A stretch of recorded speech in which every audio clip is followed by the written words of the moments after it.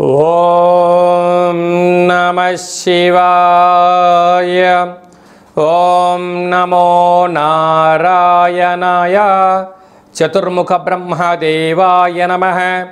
కర్మ నివారణ నరదృష్టి నివారణ కాళభైరవాయ నమో నమః. ఓం గణానాం త్వా గణపతిగం అవామహే కవిం కవీనాపవస్రవస్తవం జ్యేష్ఠరాజం బ్రహ్మణాం బ్రహ్మణస్వత ఆనశృణ్వన్ నూతభిస్సేదసాదనగుం శ్రీమహాగణాధిపతయే నమః. హరి ఓం. మా ఛానల్కి స్వాగతం. చూస్తున్న వీక్షకులకు ప్రేక్షకులకు ప్రియ కాళభైరవ భగవద్బంధులకి స్వాగతం పలుకుతూ మమ్మల్ని ఎంతగానో ఆదరిస్తూ ఉండబడినటువంటి ప్రియ సోదర సోదరీమణులకు, జ్యోతిష్ అభిమానులకు, సనాతన ధర్మ సంరక్షకులకు అందరికీ కూడా అందరికన్నా ముందుగా వినాయక చవితి పండగ శుభాకాంక్షలు. అందరికీ శుభాలను జయాలను ప్రసాదించాలని మనసారా విఘ్నేశ్వర స్వామిని కోరుకుందాం. 16/8/2025 నుండి 31/8/2025 వరకు పుట్టినటువంటి వారందరికీ కూడా ముందస్తుగా జన్మదిన శుభాకాంక్షలు. గతంలో వివాహం చేసుకున్న వారికి వివాహ వార్షికోత్సవ శుభాకాంక్షలు. ద్వాదశ రాశుల్లో గ్రహగమనాన్ని ఒకసారి వీక్షింపచేద్దాం. మిథున రాశిలో గురువు మరియు శుక్ర సంచార స్థితి, కర్కాటక రాశిలో బుధ సంచార స్థితి, సింహరాశిలో రవి మరియు కేతు సంచార స్థితి, కన్యరాశిలో కుజ సంచార స్థితి, కుంభరాశిలో రాహు సంచార స్థితి, మీనరాశిలో శని భగవానుడు సంచార స్థితితో ద్వాదశ రాశుల్లో గ్రహ గమనాలు ఈ విధంగా ఉన్నాయి. శ్రావణమాస సందర్భంగా అమ్మవారిని ధనుసు రాశి వారు అష్టమి శనివారం రోజు రావడం, అమావాస్య శనివారం రోజు రావడం, అర్ధాష్టమ శని దోష ప్రభావాన్ని ఎలా తొలగించుకోవాలి, అమ్మవారి యొక్క ఆశీర్వాదాలు ఎలా పొందాలో ఈ వీడియోలో సవివరంగా సంపూర్ణంగా తెలుసుకుందాం. ధనుసు రాశిలో ఏ నక్షత్రాలు వస్తాయి అనగా మూలా నక్షత్రంలో 4 పాదాలు, పూర్వాషాఢ నక్షత్రంలో 4 పాదాలు, ఉత్తరాషాఢ నక్షత్రం 1 పాదం కలిపితే ధనుసు రాశి. రాశాధిపతి దేవగురు బృహస్పతి. వీరికి తృతీయంలో రాహు సంచార స్థితి ఉండడం వలన పార్ట్నర్షిప్ వ్యవహార కార్యకలాపాలు, అన్నదమ్ముళ్ళు అక్కా చెల్లెలు అనేక మందితో విభేదాలు వచ్చే పరిస్థితి చాలా అధికంగా ఉంటుంది. అర్ధాష్టమ శని కారణం వలన ఏ పని చేసినా వద్దు, కుదరదు, నువ్వు చేయలేవు, నీ వల్ల కాదు అని చెప్పి మీ ఇంట్లో వాళ్ళే మిమ్మల్ని పాజిటివ్ కన్నా నెగిటివ్ ఎక్కువ డెవలప్ చేసే పరిస్థితి చాలా అధికంగా ఉంటుంది. అదే కాకుండా సప్తమ స్థానంలో ఏడాది తర్వాత శుక్ర భగవానుడు సంచారం చేయడం, 12 సంవత్సరాల తర్వాత దేవగురు బృహస్పతితో శుక్ర భగవానుడు గురువుతో కలిసి సంచారం చేయడము యోగదాయకం. ప్రేమికులు చాలా ఒకరిపైన ఒకరు ప్రేమానురాగాలుగా ఉండగలగాలి. భార్యాభర్తల మధ్య అన్యోన్యత కూడా చాలా అవసరం. పెట్టుబడులు, ఆకర్షణ, లోన్లు రావడం యోగదాయకం అని చెప్పి గమనించాలి.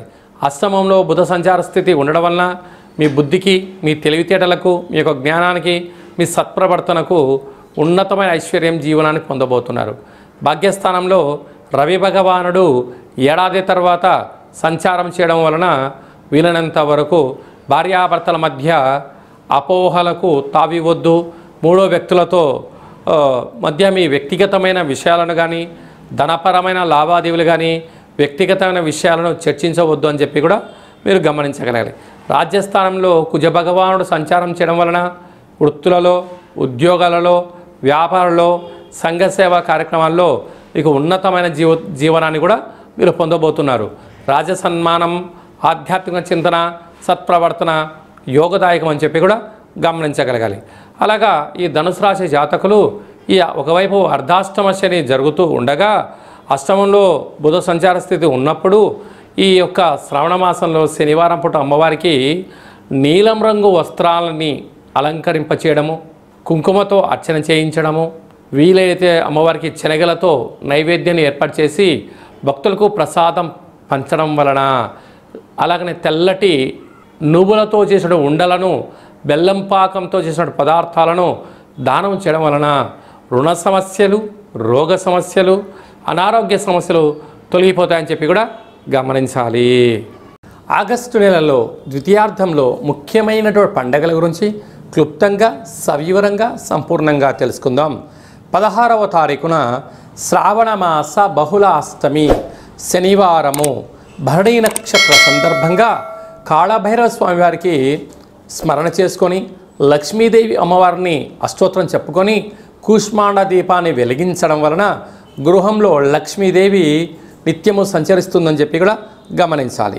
23వ తారీఖున శ్రావణమాస అమావాస్య శనివారము మఖా నక్షత్ర సందర్భంగా లక్ష్మీదేవి అమ్మవారిని స్మరణ, వీలైతే వెంకటేశ్వర స్వామివారికి తులసిమాలను సమర్పించడం యోగదాయకం అని చెప్పి కూడా గమనించాలి.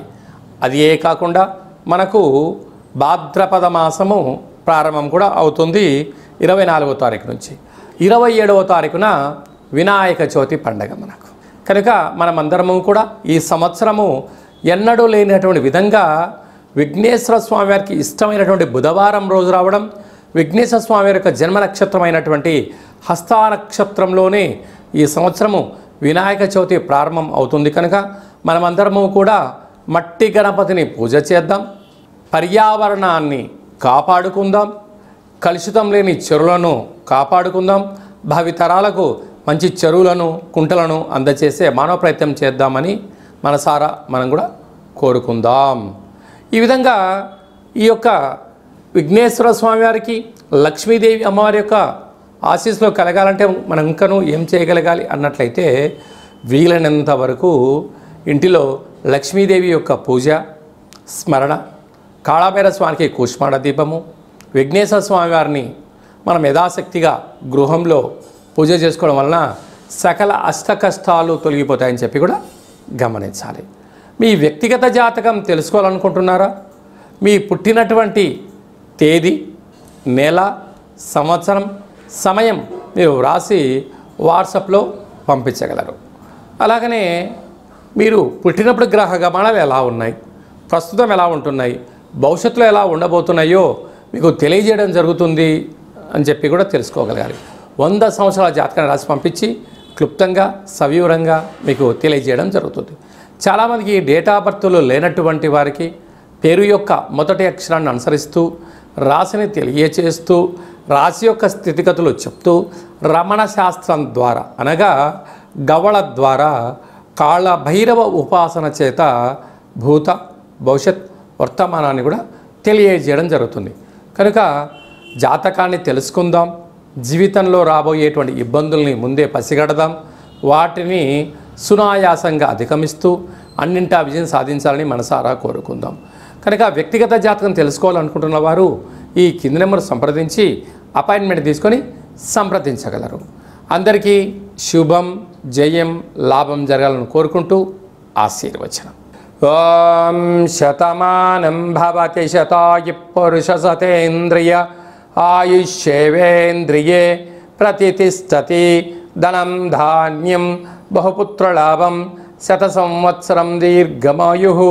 సర్వే జనా సుఖినో భవంతు, లోకా సమస్తా సుఖినో భవంతు. సర్వం విఘ్నేశ్వరార్పణమస్తు. హరి ఓం. ఈ వీడియో మీకు నచ్చినట్టయితే లైక్ చేయండి, షేర్ చేయండి, మా ఛానల్ని సబ్స్క్రైబ్ చేసుకోండి. మేము చేస్తున్న ఆధ్యాత్మికమైన వీడియోలు అందరికన్నా ముందుగా మీరు చూడాలి అన్నట్టయితే గంట సింబల్ని ప్రెస్ చేయండి, అలాంటి బటన్ కూడా తెలియజేస్తూ ఈ భక్తి సమాచారాన్ని భగవద్బంధులకు మిత్రులకు చేరవేయండి. హిందూ ధర్మాన్ని కాపాడండి.